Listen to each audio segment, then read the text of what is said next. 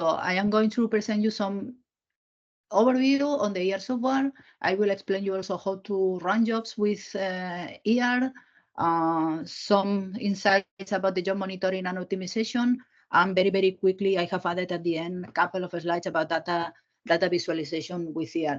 You will see in the slides, I have also included in some of them the links to the official ER documentation. So apart from having the slides, you will be able to link and to see all the details, okay?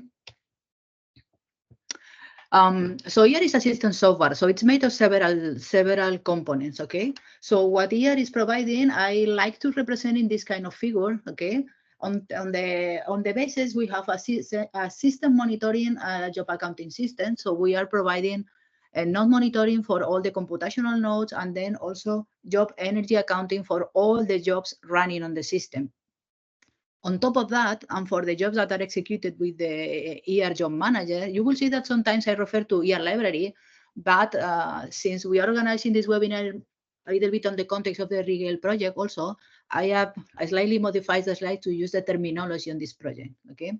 So on top of this node and basic job accounting, we have the ER job monitor. In that case, as you see, it's the runtime.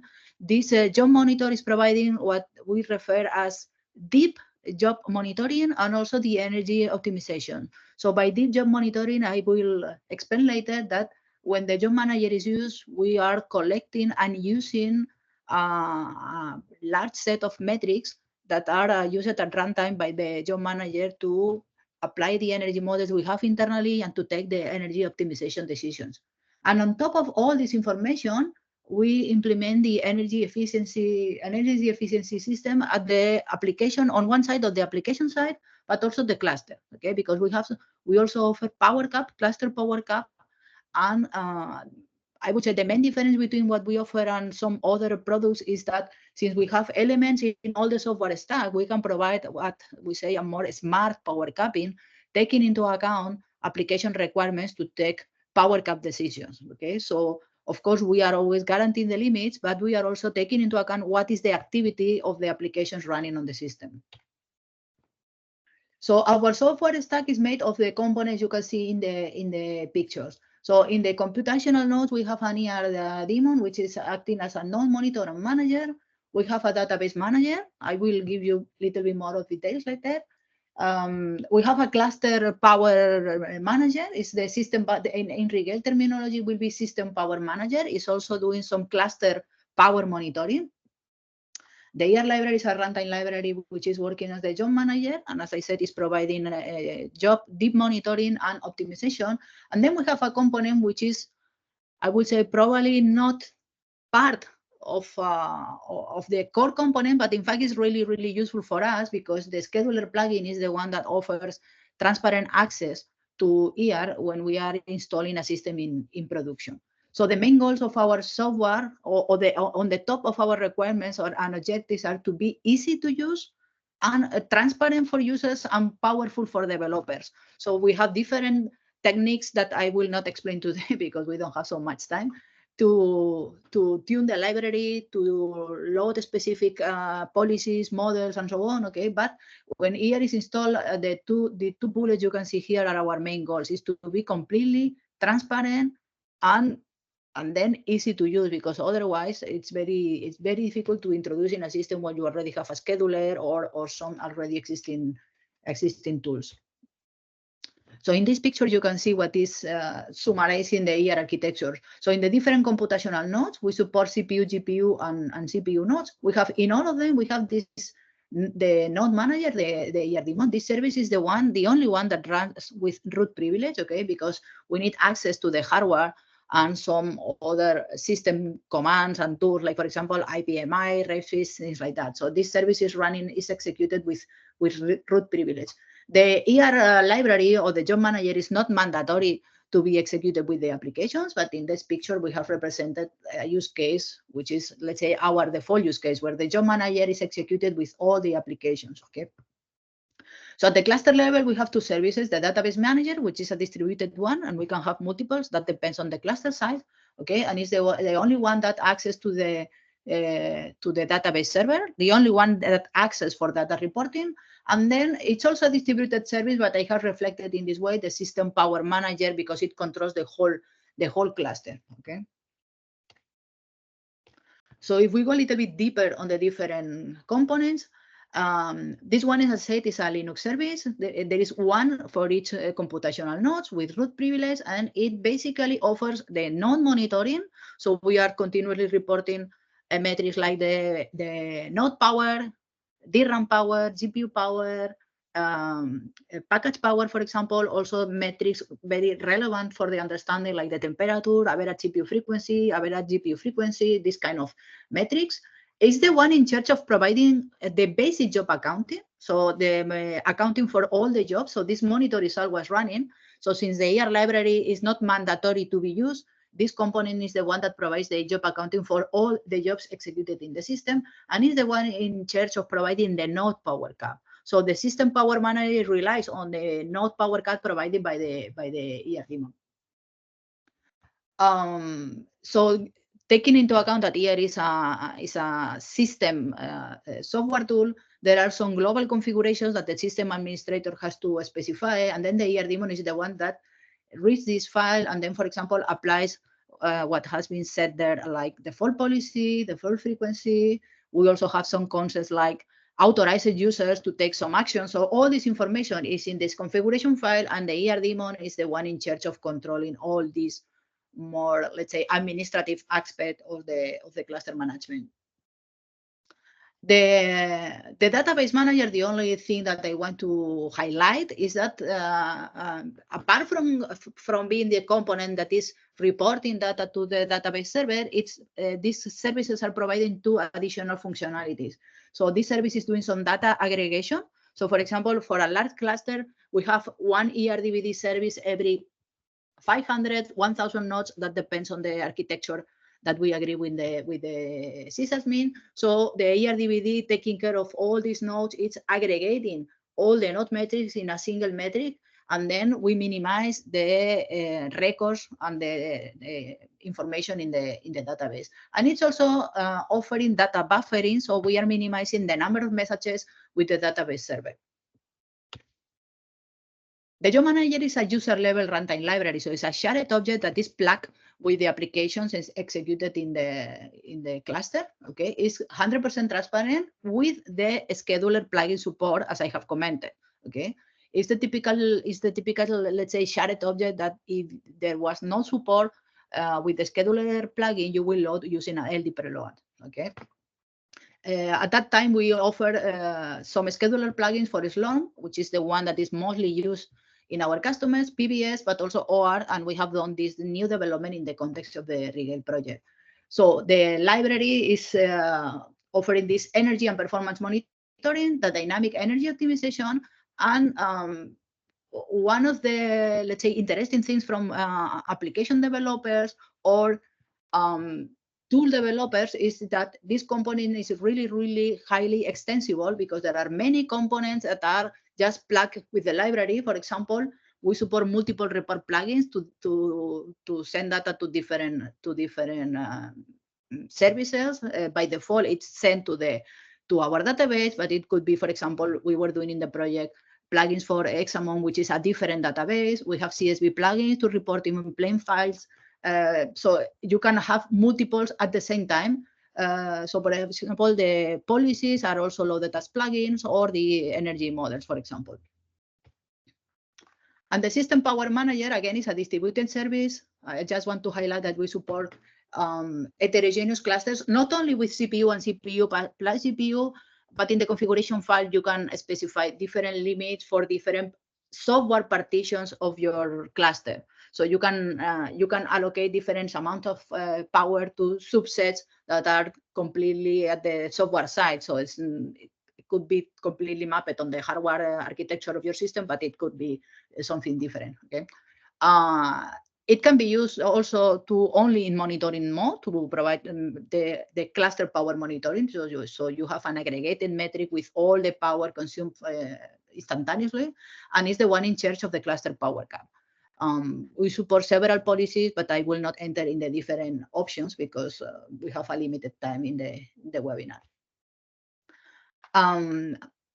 And about the scheduler plugin, what I would like to emphasize is the two main actions that this plugin is, these plugins are doing. So on one side, the scheduler plugin connects with the ER daemon every time there is a new job or an end job. So it intercepts the prologue and epilogue of the jobs.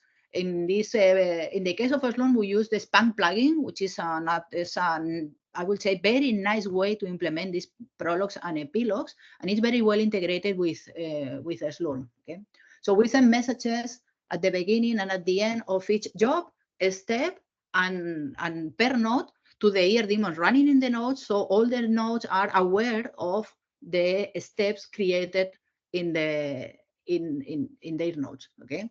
Apart from that, in case that we are using the ER library, that is the job manager, the scheduler plugin is the one in charge of configuring the environment to automatically load the ER libraries. So it's the way we can offer this transparent execution.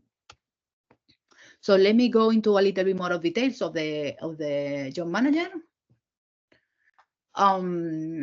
So from a technical point of view, we use the LD preload. So for applications offering some standard profiling interface, like for example, MPI, we use the PMPI interface to detect all the MPI events.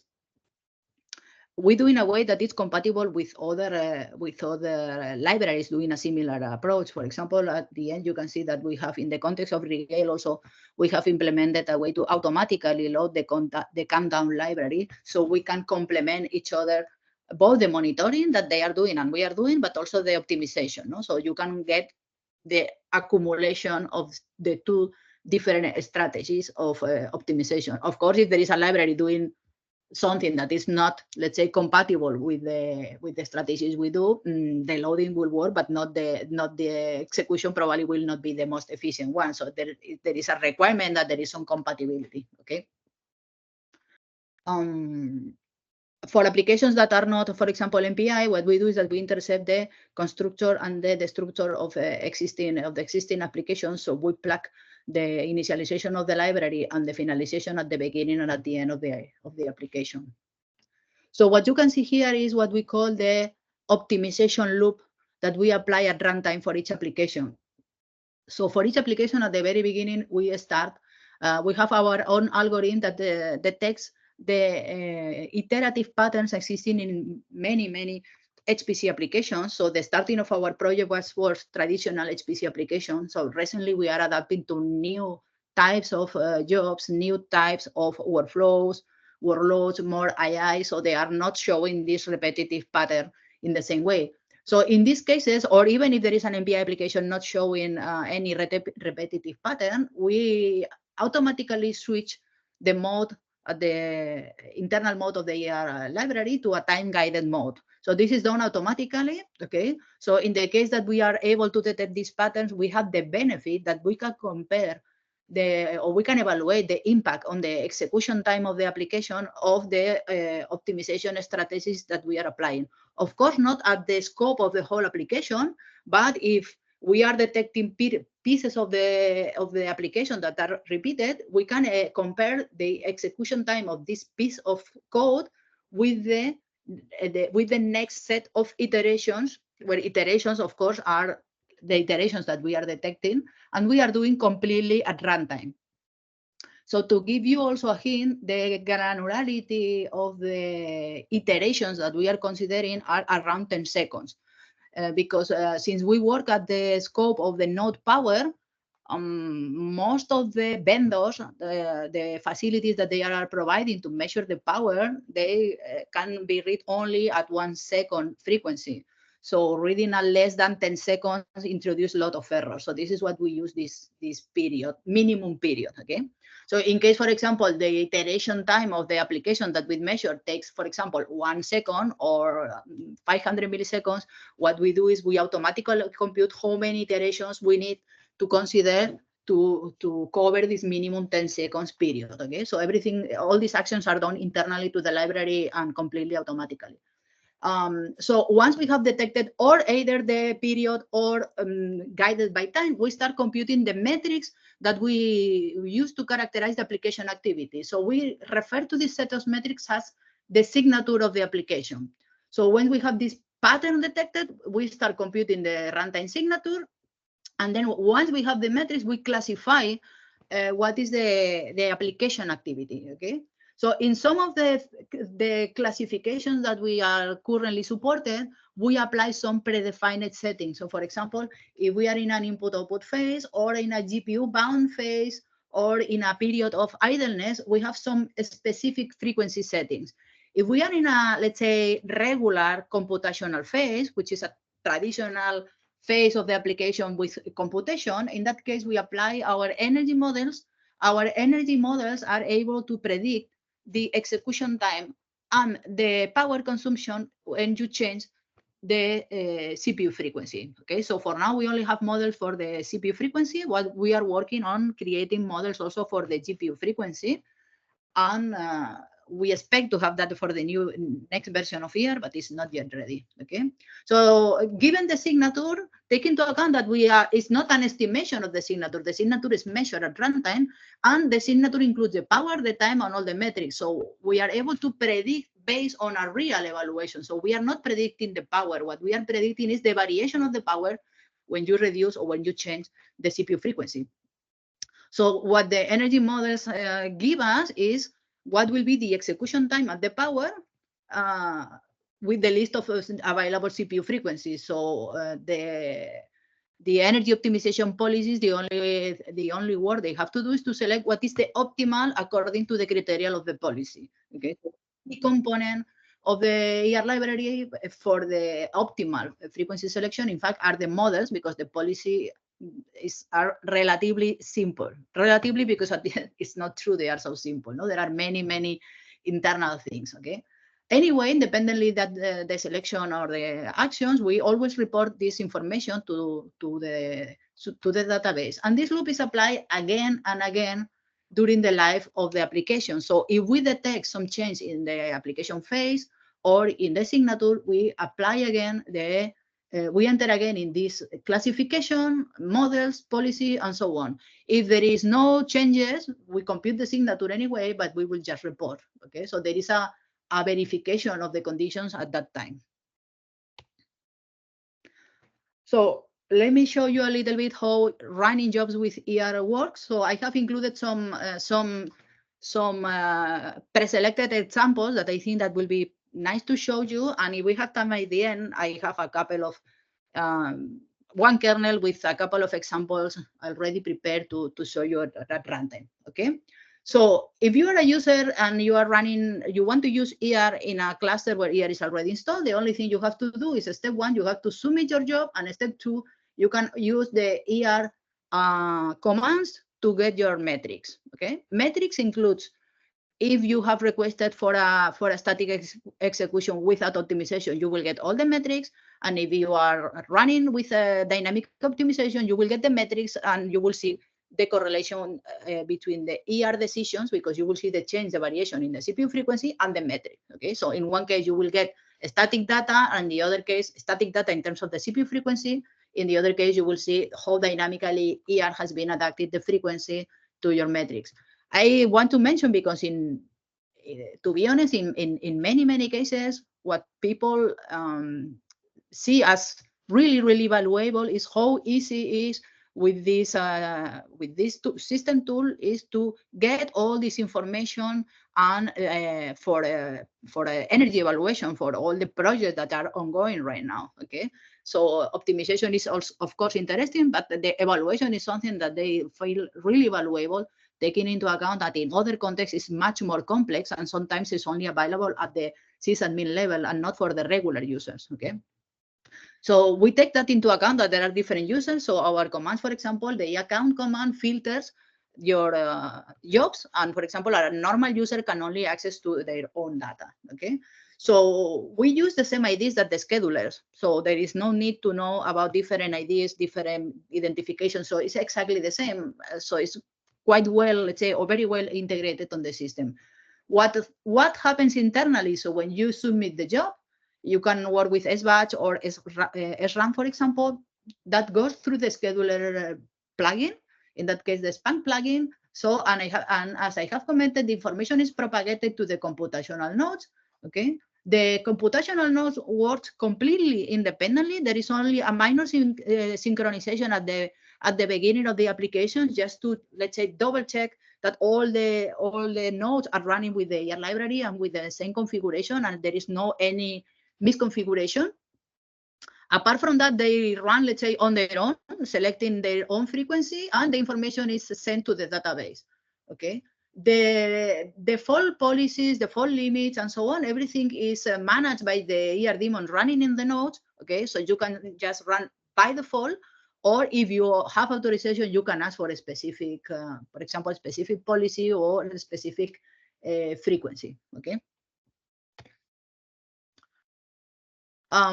So even the submission could be completely transparent for those users that wants to ask for a specific cases and they are authorized. There are some options, some flags that are available through Slurm, and thanks to this scheduler plugin, this Span plugin. Okay, and we also support so many other options available through environment variables. So at a given moment, there was, let's say, the requirement to be able to specify different things for development, for research, for new ideas, and we decided that it was a little bit a nightmare to start adding new options to Slurm, and that will also be not so nice to show, let's say, 100 options in the help. So what you can see if you just grep for ER options are the basic ones, like enable or disable the runtime library. So for example, in the cluster that I was using to get these images, the library was off by default. Okay, so the accounting was enabled for all the jobs, but the optimization was off by default. So in that cluster, the only thing you have to do is set minus ER equal to on, for example. Okay. Some users are allowed to change or to ask for a specific policy for evaluation, or even they can run and try their own policies. No? So for example, in my case, I am an ER developer. Of course, I am an expert on the code. So I am creating from time to time changes on the existing policies or new policies. So I can ask for my own policies. You can also ask for a specific CPU frequency, for example. So this option is, depending on the cluster, of course, it could be, or there could be a conflict with the flags provided by the scheduler. But in that case, of course, there is an agreement with the sysadmins, and what they do is they recommend to use this option. No? And there is this option, which is also very interesting, is a way to ask the library to automatically report the metrics in a CSV file at runtime. Okay, so for example, you can extend the format for these CSV files, or you can in some way bypass some of the configuration of the cluster. So for example, in some large clusters, the runtime signatures are filtered and not reported to the database to control the size of the database itself, because that will generate lot of data. Okay, but if you are interested in having the details of the metrics collected by ER, you can ask to save in a CSV file, so you can have like your own local database, and given it's a CSV file, you can plug later in R, in Excel, or whatever tool you want, or create your own programs for analysis or whatever. Okay. As I said, other options are available, for example, changing the GPU frequency, and I have included here the link to the wiki, so you can check if you are interested how that can be done. Okay. So what information are we reporting to the database? So the basic job accounting I have commented for all the jobs always includes information about the job, the step, and the node identification. So you will get job ID, step ID, and the node. The execution time, and for all of them, the energy consumption. We split the energy in the different factors. So we split in the node energy, DRAM, package, and a GPU. Okay. So you can have not only the total consumption, but also what is the contribution for the individual devices in your node. Okay. So this information is in the database, and you will see later that with the account, for example, you can ask for the aggregated metrics, or for the average for the different nodes. So once you have this information in the database, taking into account the default database for ER is a relational database, it's very easy later to execute different queries and get and show the data in different ways, let's say, no, or in different scopes. When the ER library, the job manager is on, and then you will get much more metrics and information. So you will get more performance metrics and more power metrics, and I have the list later, so you will see what I mean with more performance and with more data. Okay. So there are these two ways to get your application data. One is through the e-account command, okay? So in that case, you have to wait until your job is finished and the data is reported to the database, but this is done periodically every, I think by default, we use like 20 seconds or something like that. So you don't have to wait 2 hours. It's just maximum this 20 or 30 seconds. So the e-account includes some pre-selected columns and some pre-selected filters, okay? But there is also one option to ask for a CSV file with all the columns and all the information in the database.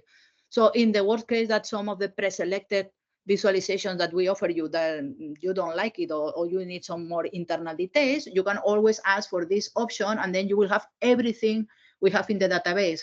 So for example, we report the gigaflops consumed by the application, but in the database, we have the individual floating point counters that, for example, in Intel, we have 8 counters. No? So in the database, you have the individual ones, so you can compute exactly which one, if these gigaflops come from single precision, double precision, AVX2, AVX512, so all the details are there, okay? And when if you ask directly for the database, you have to use this flag that I have commented. So basic MPI example. This is one script we used recently in one tutorial we did in about ER. So I have put in bold, in that case in blue, the only thing the users were requested to do to enable the library. In that case, the library, take into account that to get the basic job accounting, there is no need to do any action. So that was the only thing they had to do, to put ER on, and that's all, okay? So I want to briefly mention that since the ER Job Manager targets, let's say, computational applications, at some moment in the project, we decided to load the library automatically for some pre-selected types of programming models. So for example, we do that for MPI applications, for OpenMP, for CUDA, for NKL, for any Python application, okay? And if your application does not fit on this set, then we have also an environment variable to ask for that.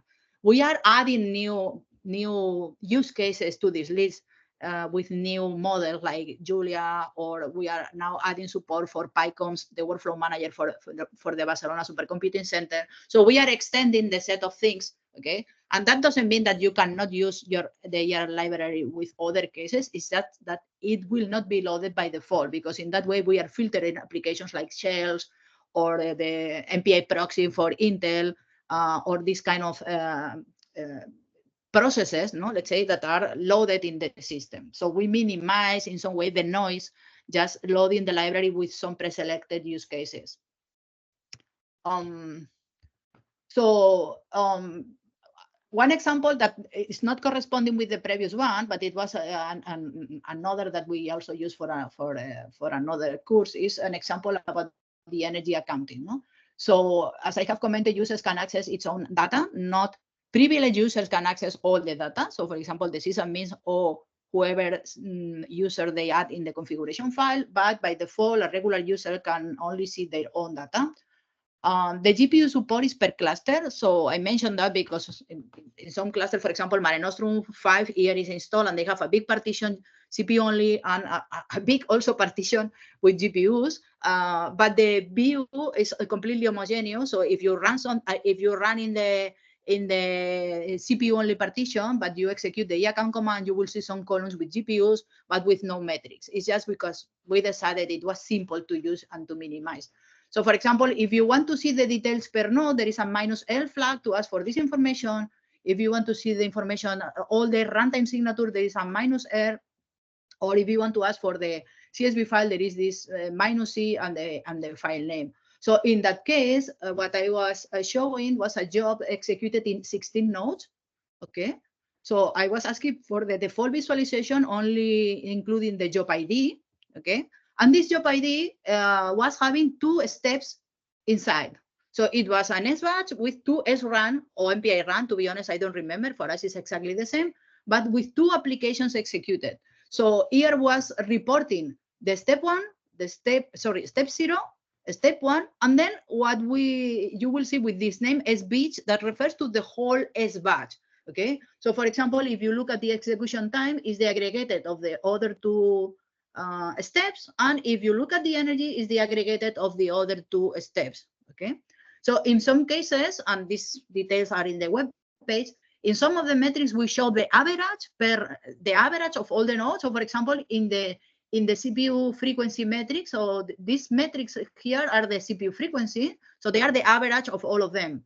The execution time is the execution time, is of course the maximum. Okay, but for example, the power, we show the average power. So this is not the power of the 16 nodes, it's the average of all of them. Okay, so we thought at that moment that it was easier to understand how far or how close you are from the TDP, showing the average and not the aggregated, because then you don't have to divide, let's say, by the number of nodes. The memory bandwidth is also the average of the memory bandwidth per node. CPI is also the average, but for example, energy is the total energy. So it's the accumulated energy of the 16 nodes, okay? Because that also makes it easy to see if you are saving energy or not, okay? And don't remember exactly about the input output, for example, but all these details are in the web page. For example, this is the MPI, the percentage of the MPI. So you see, in this case, this application was having a lot of MPI time, so it's 71%. Okay, and this is one example about the homogeneous view I commented. So this is I executed the job in a cluster with GPUs, but this in particular, this job was not having any GPU. So you see, or you could see the columns, but with no metrics. Okay. So the list of metrics is something like that. I will not go one by one because it probably is a little bit too late. Okay, but there are metrics about the frequency, CPU, memory, execution time, power, CPU memory bandwidth, cycles, flows per watt, of course, the energy, input output. And in GPU metrics, for example, you can see these metrics, no? The power, frequency, and utilization, both the GPU and the memory.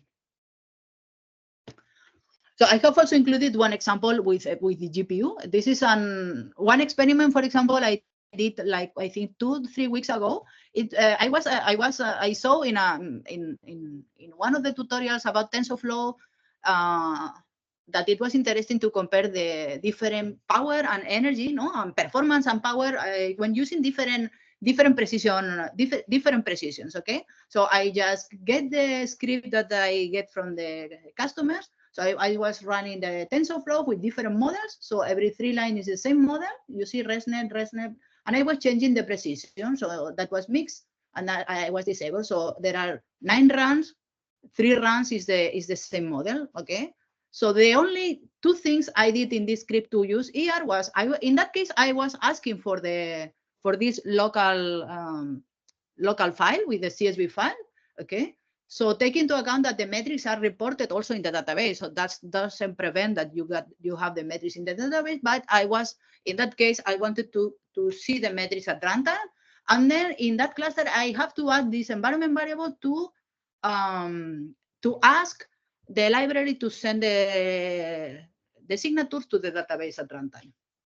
And I was having this, for example, this set of metrics. Okay. So what I have put in red is just highlighting one of the cases for the GPU metrics. So the power, for example, the frequency, and the utilization. Okay.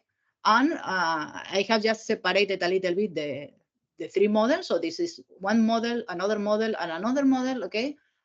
So it was very easy to compare the impact on both the execution time and the energy. Okay, so that column here is the energy consumption. This is the execution time.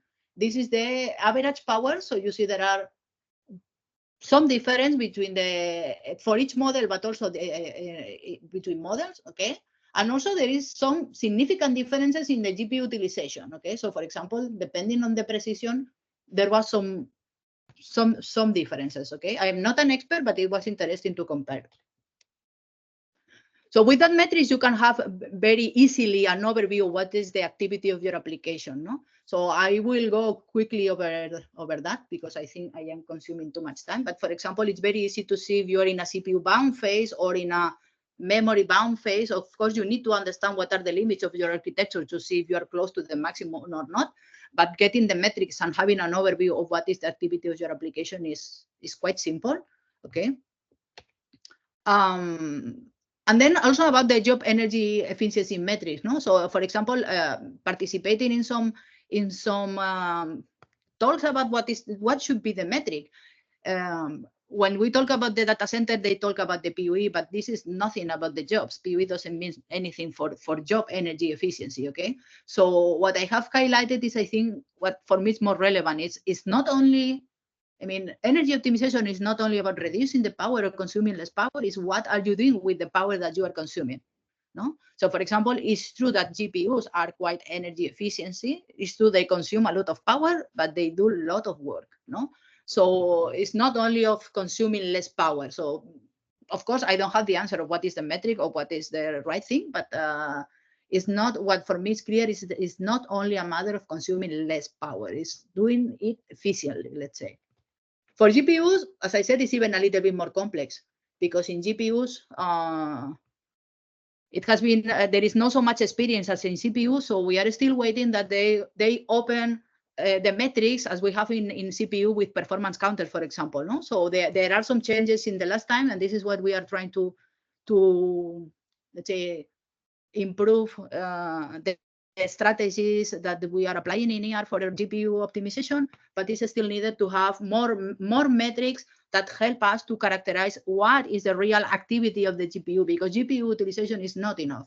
GPU utilization only means that you are using it, but you don't know exactly to do what, no? So I think there is no real need to justify dynamic optimization versus static, but I have just add these two images, no? So if you try to do static optimization, it's really time consuming and it's a nightmare, because it depends on the architecture, on your input case, the number of resources. So you have to do again and again. And of course, it's completely static for the whole execution of the application. So with dynamic optimization, you just prepare your script. You can do just ER-on or something similar, or with any other tool, okay? And then you just submit and you are efficient. So it's like not magic, I would say. And there are many things to improve. But I think all the people that we work in this context, I think we agree that it should be done dynamically. So in here, we offer two policies automatically. I will just mention mean energy to solution. You will be able to see the other one in the slides. So the idea of this policy is that we minimize the energy, but we introduce a limit on the performance penalty. So anyway, we are in an HPC context, so there are no users or no sysadmins, or no one wants to lose too much performance, even if you are saving energy, okay? So what we do is that we start applications at the maximum frequency, then we apply our models, and we estimate with this model what will be the energy consumption, but also the time penalty if we reduce the frequency, okay? So this optimization policy accepts a limit in the performance penalty. Performance in that case means time penalty, okay? So by default, as a reference, we use 5%. So this is the value that is, let's say, more or less accepted, that we can lose on execution time, but always saving energy, okay? In some other cases, for example, if we increase to 10%, it could be more, but then you also lose time. In GPU optimization at that time, as I have said, we have a very limited support. We only detect periods of idleness and non-idleness. The plan is in the next version that we are preparing, and it should be ready the last, let's say, ideally 2 weeks, for example, just to say something. We plan to include some energy optimization.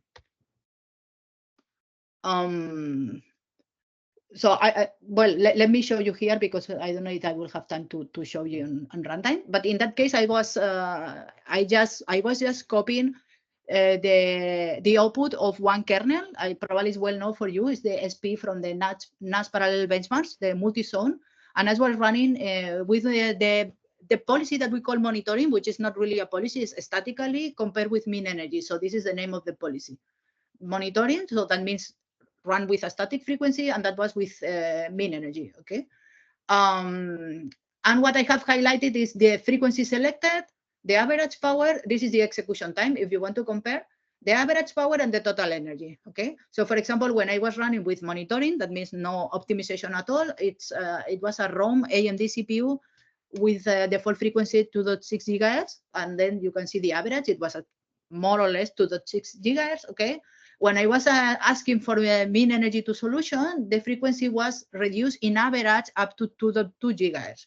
Okay, of course, with some time penalty, with some clear power reduction. Okay, and that was resulting in a clear reduction in the energy consumption.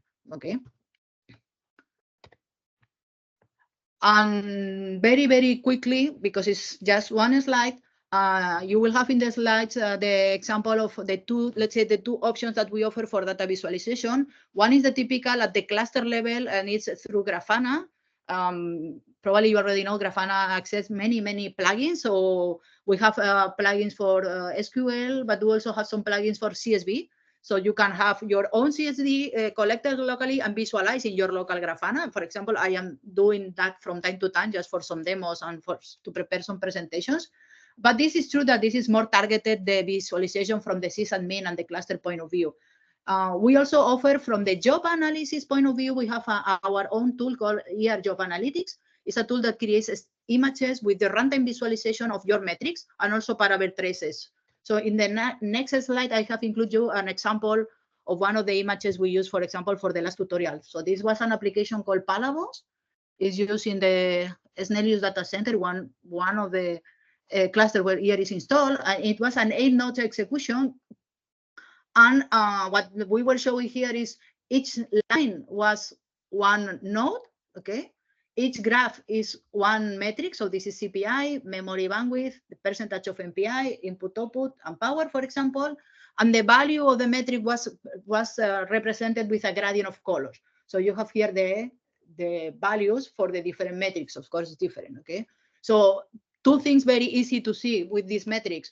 You can see the variation for each individual node at runtime. So you see clearly there is one phase here and clearly another phase here.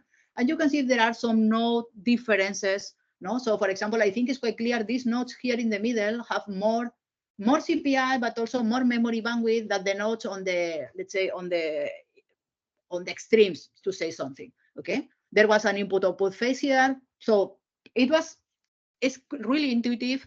And this is just a representation, but this is exactly the metrics you get in the CSV file. So you can select any visualization method for analysis of your application. Okay. And that's all. I just had allowed an example, but I think it's not adding anything else apart from what I have shown. Maybe it's better to ask first if there is some question, no? Yeah.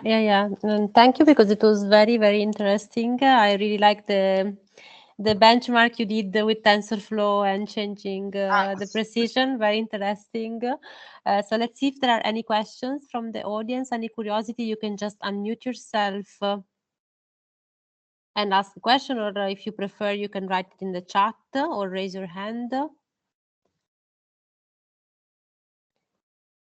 I have a question, Julita. Hello. Hello, thank you very much. It was really interesting. The question is about the system monitoring. What's the type of visualization that we can have? Is the visualization of the entire cluster divided by seeing all the jobs, or? So we are reporting two types, not two types, but two scopes of metrics. We report metrics per node, okay? And then we report metrics per group of nodes, and then at the cluster side. So all this information is in the database. So for example, depending on the size of the cluster, we have created some Grafana dashboards with individual visualization for nodes. Of course, if you have 10,000 nodes, that makes a little bit difficult. So depending on the size of the nodes, if it's something smaller, like for research, then we can visualize individually the temperature, the power, CPU power, the RAM, all the details, okay? But for a real cluster, what they are typically doing is showing per groups of nodes. So this visualization can be aggregating the data, this individual data, or using the aggregated data that the ERDVD is sending to the database. So this aggregated data includes as many nodes of the sysadmin decides, and the query is much more lightweight, because maybe you have one aggregated record including 1,000 nodes for 2 minutes. So to visualize the consumption of the different racks or groups of whatever terminologies you want to use, or even the whole cluster, these aggregated metrics are much better. In that case, we are only reporting the power because it was the main target for IA. So, but in the node metrics, there are also these other metrics like power, temperature or frequency. At the cluster level, it's only power. Okay. So we have created, for example, from a hardware point of view, timelines with the power consumption over the time.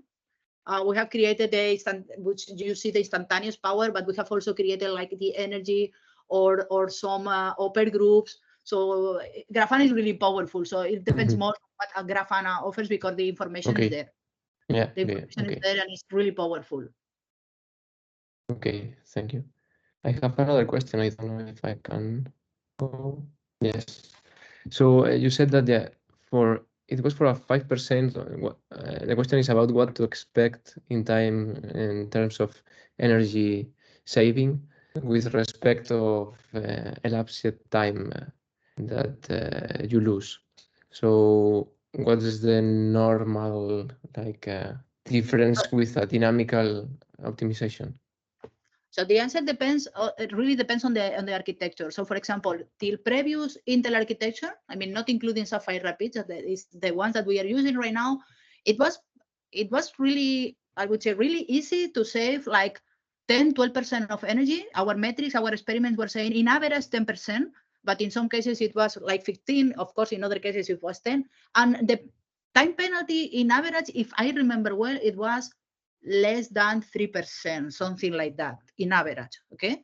With Sapphire Rapids, we have lost, I think we have lost some opportunity because the experiments we have done in two clusters where we have access, one in Mare Nostrum 5 and another one in Teleset, they showed that this architecture is really, really efficient by default with the turbo, which was really, really surprising.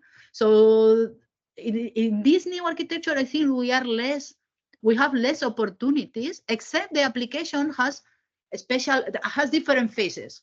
But for a completely computational application, homogeneous, I think it will be more complex. But for example, there are still opportunities if you have load imbalance or you have some input-output phases, other things. But it's not as easy, in my opinion, as in previous ones, because the experiments we have done shows that in most of the applications, the turbo was surprisingly, again, the most energy efficient configuration. No, that doesn't mean that you don't have any chance to optimize, but needs more. I will need more use cases to provide you an answer.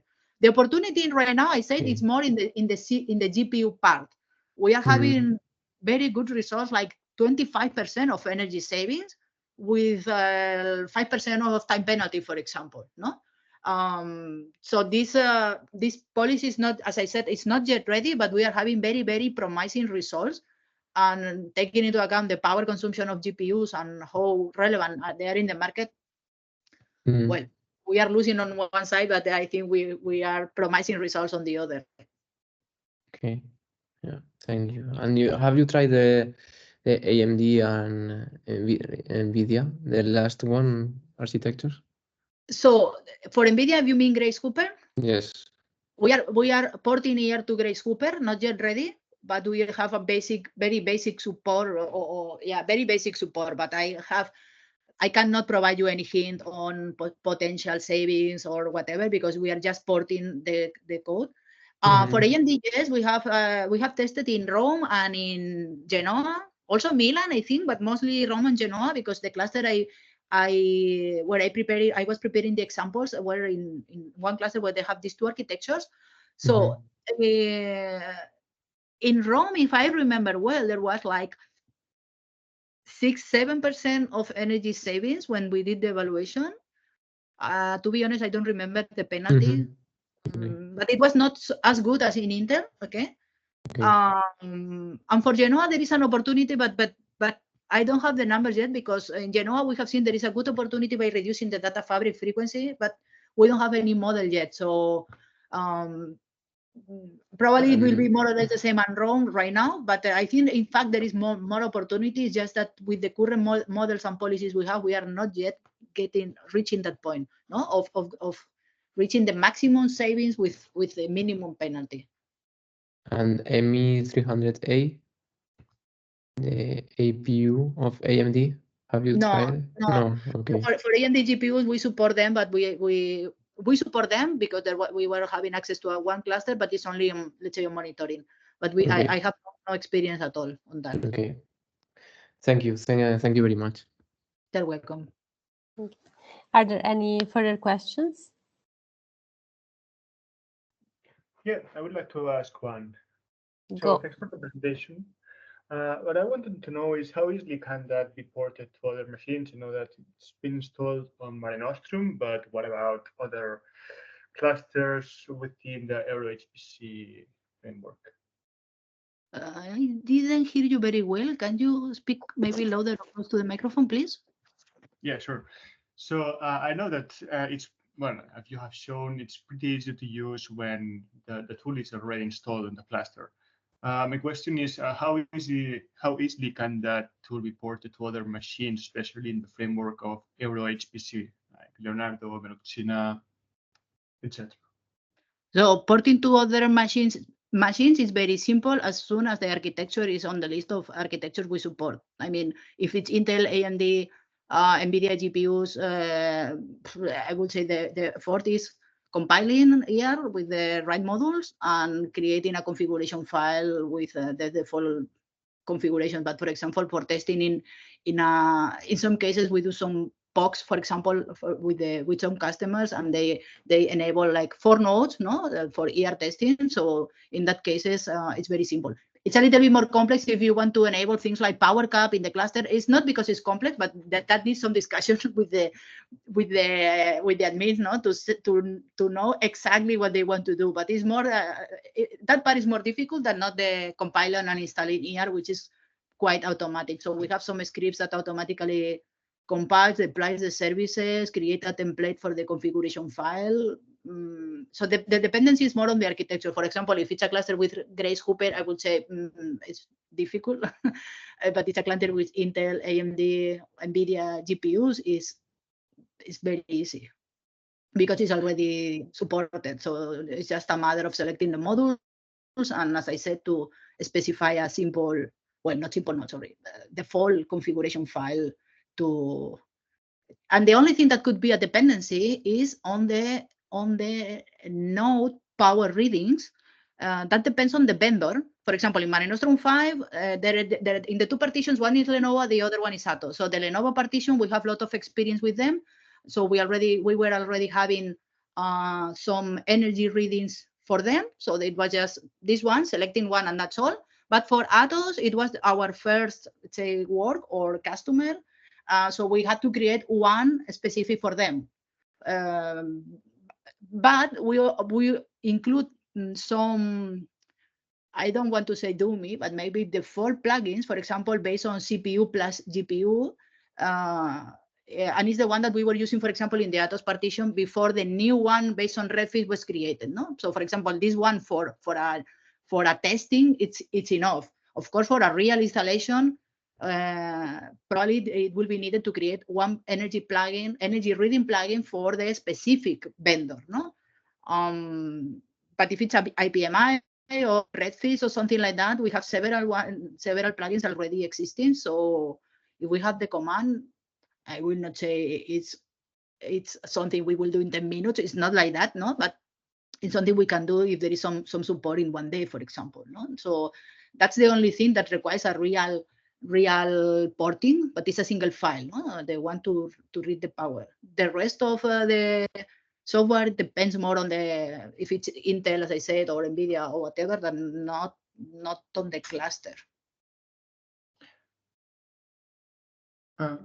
Okay, and following that question, so you always need like some of the features depend on having root privilege access. And so I guessing that of course the installation goes through the system administrators. Is it possible to get like the basic functionalities and keeping everything at the user level? Yeah, I have I have received this this question several times recently, and also in the context of the EuroHPC centers that you mentioned. We have what we call a light version of ER that runs only with the job manager. Okay, but of course, it's a limited functionality. So it depends on what is available. For example, if you have, if the cluster offers some MSR safe drivers, for example, so the CPU power and DRAM power can be measured at the user level, or some kernel module like the ACP power, or some of them exposed at the user level, you can measure the CPU power, and maybe the CPU, and if there is GPU power, also GPU power, because that doesn't require any privilege. So in that case, with the library, you will be able to get from the job point of view, the full, well, maybe not the full, but 90% of the metrics that you are getting right now. I say 90% because there are some others that I see very difficult that they are exposed at the user level. Like, for example, we compute the memory bandwidth based on some hardware components that depends if it's Intel or AMD, and that part is really tricky, and I think there is no way to get exactly the same metrics, but we have an option to estimate based on level 3 catch misses, for example. No? So with this ER Lite version, you can, at some moment, you can have the feeling, let's say, that you have ER installed, and then it runs completely at the job context. Of course, you will not have non-monitoring, and you will not have a power cap, because at the user level is not possible to offer that. No. But for example, when I want to try ER in a data center where I have only regular user access, this is what I do. I install ER, I enable this option, and then I use with my jobs at the user level, and I get the metrics that I can get. Of course, if there is no way to measure the power, there is no way to measure. No, but it's a nice way, let's say, to test first in new clusters. To test with new applications and complex use cases, because there are really, really complex use cases in workflows and in other scenarios. Probably you will not be able to optimize, because that is limited in as far as I know, in most of the cluster, no, because you cannot change on your own the CPU frequency, for example. But it's a way to test it, and to at least to run with new use cases and in new clusters. And as I said, if in the cluster, for example, it's open to install some kernel module exposing the power, or MSR, or for example, rappel through MSR safe, then it's possible to get for monitoring the real metrics. Good, thank you.